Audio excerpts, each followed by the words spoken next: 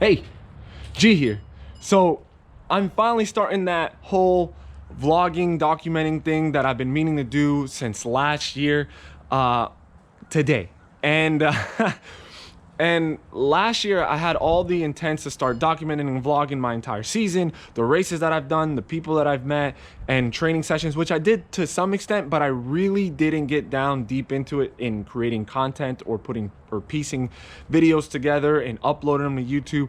I just, life happens. We all have our excuses. I can give you 100,000 excuses, but in reality, it was mostly on me.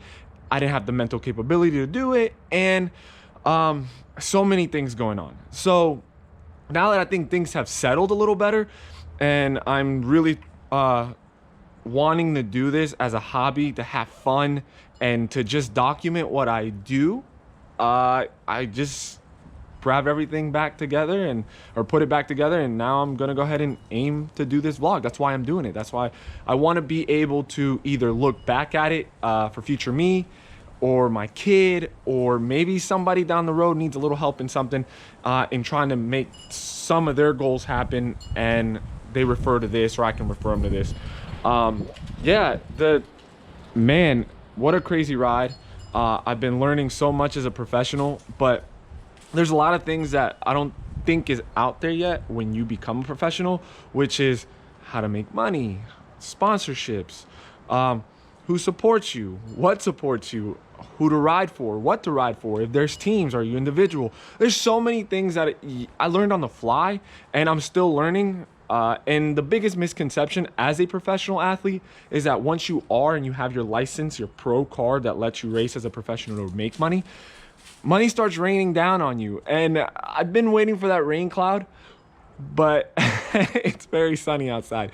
So yeah, there's just things that me, for instance, I had to learn just by trial and error. And that's mostly my training as well. So shoot, I've developed so much from the last year to today that I wish I filmed it. I wish I had this interaction, not just with a crowd or whoever, but with myself, to know where I'm at, or where I was to where I'm at. And it's just, like I said, I just want to do this for fun. And at the end of the day, mostly becomes a hobby that helps my career, something that can help me progress forward, because I can look back at this, I can help somebody, I can earn an extra income some way, somehow, which that's not the point right now. But again, I'm just wanting to have all the fun in the world while I do this. So that's why I'm doing it.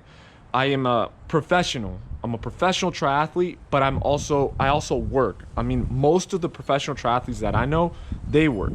They have to have a job. They have to have a 9 to 5, or they have to have a specific coaching job, or they do something to supplement their professionalism, because it's a dog eat dog world. Sponsors, ambassadors, help, all that is so different and falls under different umbrellas. And if you're not, like I'm saying, a top dog, winning Ironman races, winning ITU races, destroying the field and becoming somebody within the sport, or you're liked or marketable and you have something like a YouTube channel, or something that you get a lot of people rallying behind you, it's hard. It's really hard for you to be able to make the income, or to make the ends meet, to be able to perform, or to be able to race at that high level. So I own a franchise, Bluffton Swim Team.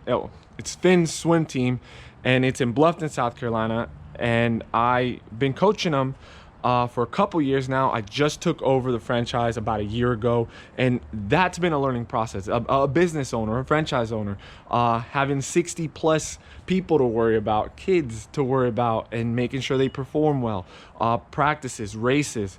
So it's so much going around, like, outside of triathlon, that it's to supplement triathlon. And of course, I have a wife, I have a house, I have animals I take care of. Eventually I want to have a child, and there's so many things in this life that we go through and we do and we have, and that can prevent us from achieving and reaching our goals. But man, there's no one quick way of doing it.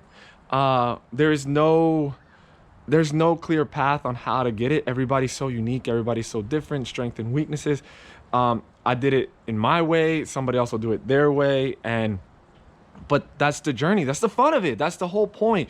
In being a triathlete or being an athlete, or at least a higher performing athlete. So that's it. It's not all sunshines and rainbows, but I love it. I wouldn't trade this for anything. I met so many people. I had fun wherever I travel. I go to races. I have super highs and super lows. But that's the whole journey, and I would love to share that as much as possible with as many people as possible, and as well as help. I mean, you can look up on YouTube. You can look up you can Google it, but there's no clear route. The content for lower tier athletes hasn't really been there, or the development of how, for example, somebody that's super high caliber made it to that level, besides hard work, got lucky, won races, here I am. There isn't enough, and the transparency behind that is really non-existent. Because again, it is what it is. But my goal is to document to where I'm at today and where I am in a year or 2 or 3 from now. I think it'll be neat. I think it'll be fun. I'll be able to look back and see how silly I look. It's how dumb I sound, and move on forward. It's a growing thing. We're all growing. My 2019 was packed. I had good goals set. I had a couple setbacks, some health issues. I had some great highs. I had my first full Ironman last year. I had a great race at Challenge Daytona where I got blown by Lionel Sanders, which really fed that fire a little bit more, because that's the level I want to be at. And then I got married. I don't know how many times I can say that.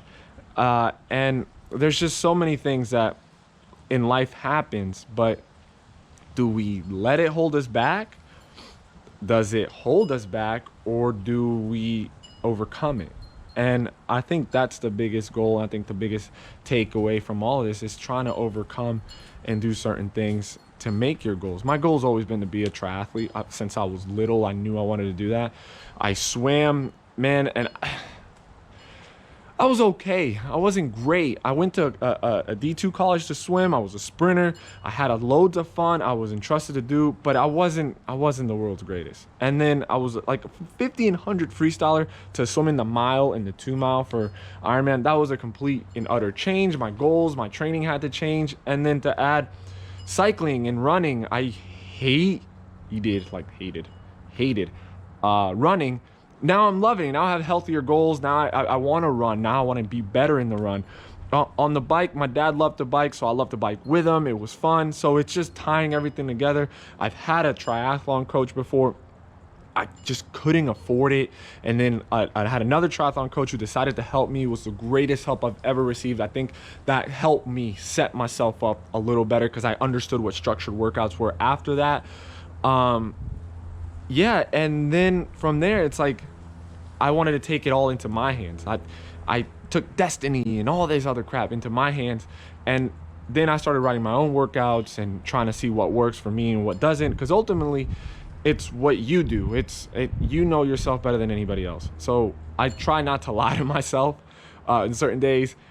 So that's me being accountable. And, like I said, grasping it by my hands. And if I fail, it's because of me, not because of anybody else. So the blame game goes out the window.